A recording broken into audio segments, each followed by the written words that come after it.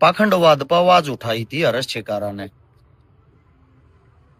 आत्मा तो बताता हूं लगभग लगभग मान के चलो 1000 प्लस लिखतम में धमकियां मिल चुकी हैं। कैसी कैसी धमकी बताऊं? ऐसी ऐसी धमकी जो बड़े बड़े व्यापारियां दौरे फिरौती मांग्या करें, उनका मुंह तो लेकर जा रहे पुलिस सिक्योरिटी लेगा जा रहे, और मैं रात के टाइम भी रोड पर अकेला घूमे जाऊंगा। 1000 प्लस धमकियां, बड़ी खतरनाक खतरनाक, ऐसी ऐसी भी तेरे बच्चे ने मार देंगे। और फिर भी मैं पाखंडवाद के खिलाफ खुलकर बोलने लग रहा हूं। दुख इस बात का है, धमकियां तो मैं डर ना रहा ना घबरा रहा, 1% भी मेरा कोई फर्क नहीं पड़ता। मैं चाहे अगले 1 सेकंड के बाद मर जाऊं, मैं अपनी जिंदगी न कति अंतिम चरण में लेकर चल रहा हूं। दुख सिर्फ इस बात का है, जब से मैंने पाखंडवाद को नंगा किया है ना, जो मैं जहां चोट करना चाहता था वहां चोट हुई है पाखंडवाद पे। उनकी मेर में 1000 आदमी आगे हैं, लेकिन हर्ष शेखारा आज भी अकेला खड़ रहा।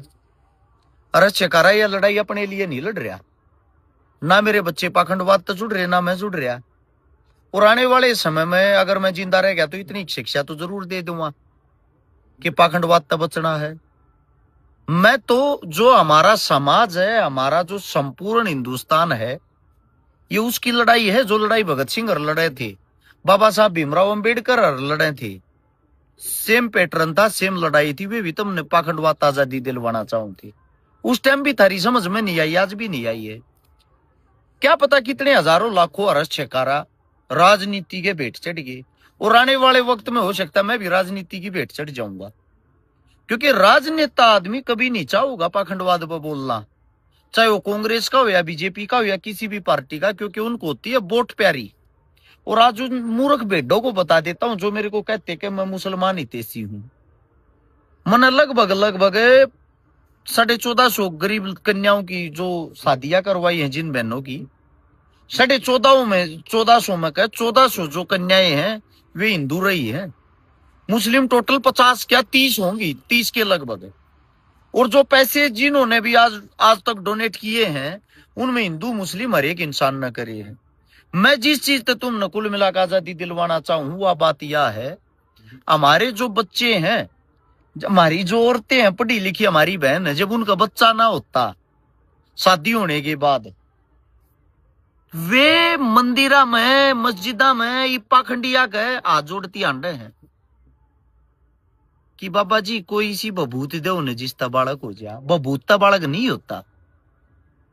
मेरा इतना कहना, बेटा आप हॉस्पिटल में जाओ, अपने पति के और अपने चेकअप कराओ, कमी आप में है अपनी दवाई लो, आपके पति में अपने पति से दवाई दिलवाओ।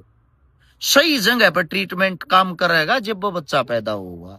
सेम ऐसे ही जब किसी का टेस्ट आवे है, पेपर आवे है, मंदिर मस्जिद हम जाकर हाथ जोड़ कर खड़ा हो जाएगा, हे वो बाबा, हे महाराज, हे गुरुजी पास करवाइए।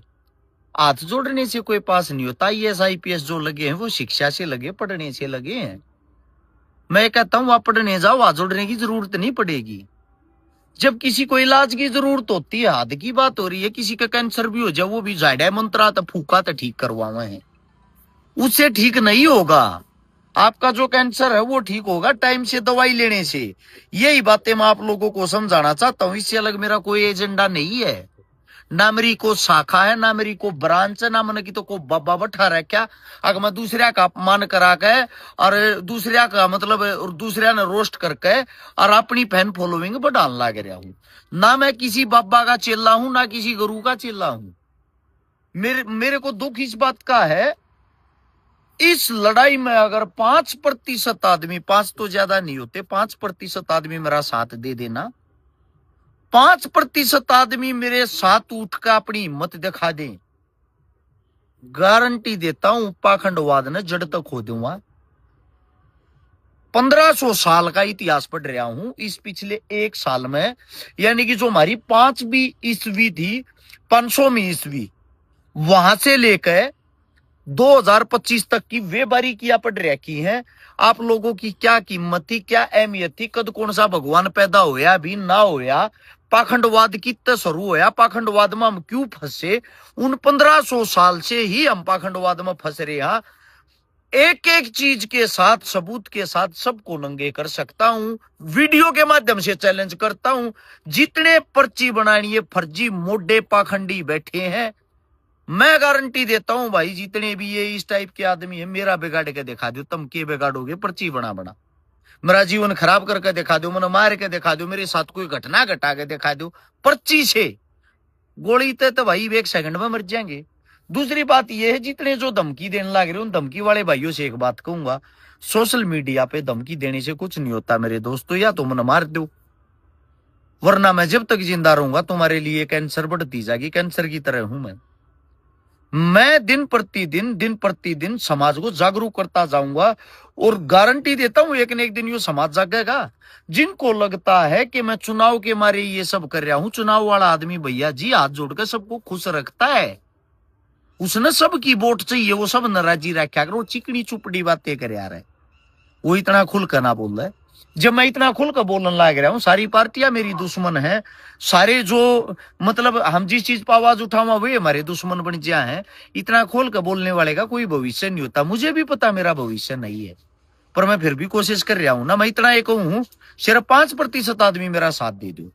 उन 5% आदमियों को अगर मैंने जगा दिया, मेरा जीवन सफल हो जाएगा। यही आप लोगों से मेरी एक आखिरी विनती है। आपका भाई अकेला लड़ाई लड़ रहा है, सिर्फ अकेला खड़ा है इस टाइम। सभी को राम राम।